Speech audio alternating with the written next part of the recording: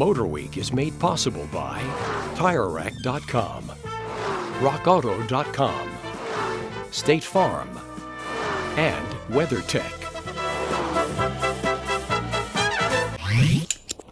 Pontiac, the car, not the Indian chief, was born in 1926 as a low-price model to sell alongside the posh Oakland motor car. When the Depression came, the market for expensive cars like the Oakland died, but Pontiac lived on.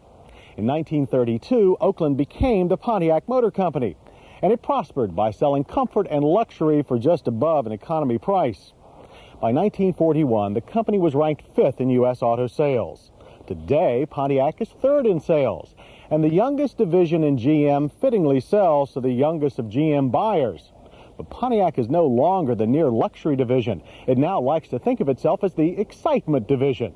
And to drive home the point, Pontiac has introduced the most exciting Grand Prix coupe we've driven in a long time, the Grand Prix Turbo.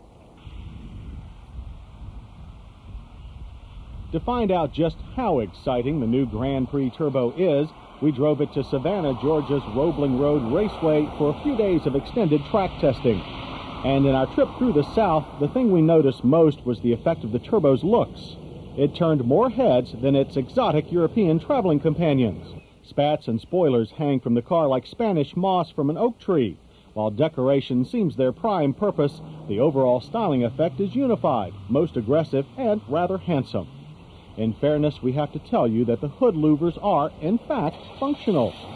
They service the more credible source of this Grand Prix excitement, its turbocharged V6 engine. Developed by ASC McLaren, it's based on the 3.1 V6 that powers all other Grand Prix. With multi-point fuel injection and an intercooler, it pumps out 205 horsepower, an impressive number for a power plant of its size. The 220 pound-feet of torque finds its way to the front wheels with the help of a 4-speed overdrive transaxle that's specially modified for turbo duty. With all the hardware working, our Grand Prix went to the end of the quarter mile in 15.7 seconds with a final speed of 86 miles per hour. That's 2 seconds faster than our long-term 89 Grand Prix SE. 0 to 60 took 7.9 seconds, a respectable number if not in Camaro Z28 territory. And the car's brakes are up to the task of bringing the Grand Prix back from turbo speeds. Our test car needed only 112 feet on average to stop from 60 miles per hour.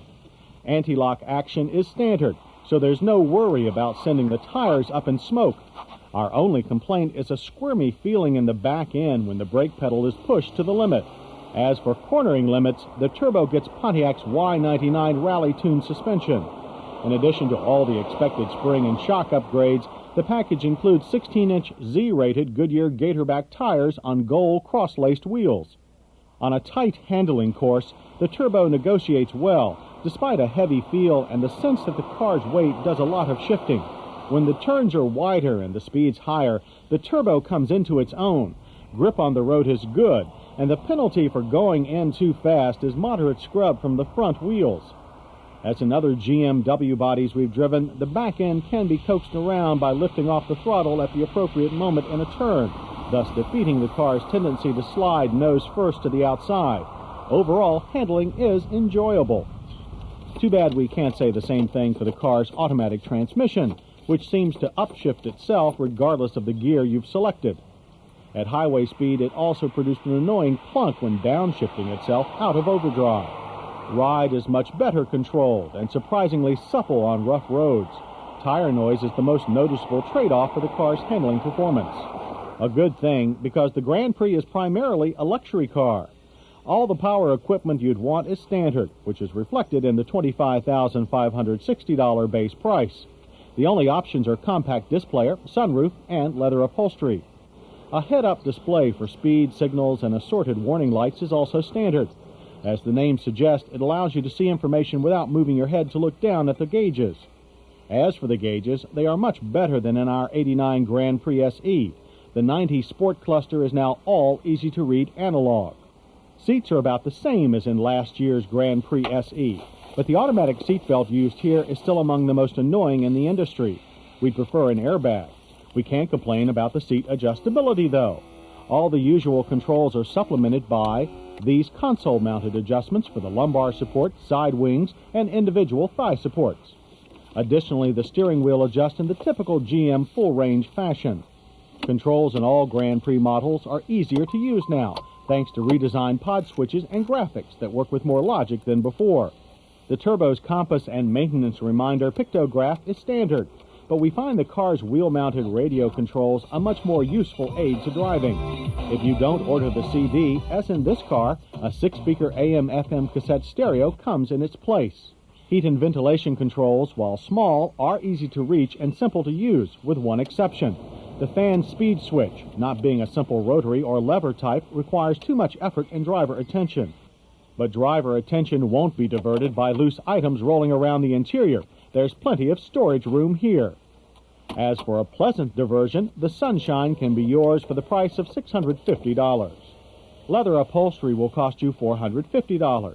There are only 4 seats to cover. The 2 in the rear are fairly comfortable, but taller passengers will have to duck a bit. We appreciate the pass-through panel for toting skis, a feature usually only found on European cars. While trunk room itself is very good as all coupes go, measuring 15.5 cubic feet. That's more than the Honda Accord or Ford Thunderbird. And we like the way the deck lid opens to a high, out-of-the-way position. The Turbo Grand Prix is EPA rated at 16 city, 25 highway. We experienced 17 in typical driving. Interior sound measured a reasonably quiet 67 decibels. But the Pontiac Grand Prix Turbo is loud in another way. Its boastful bodywork is impossible to silence. It blisters down the road screaming, "I'm exciting." And we're happy to say the car has the power, handling, and features to easily back up its claim.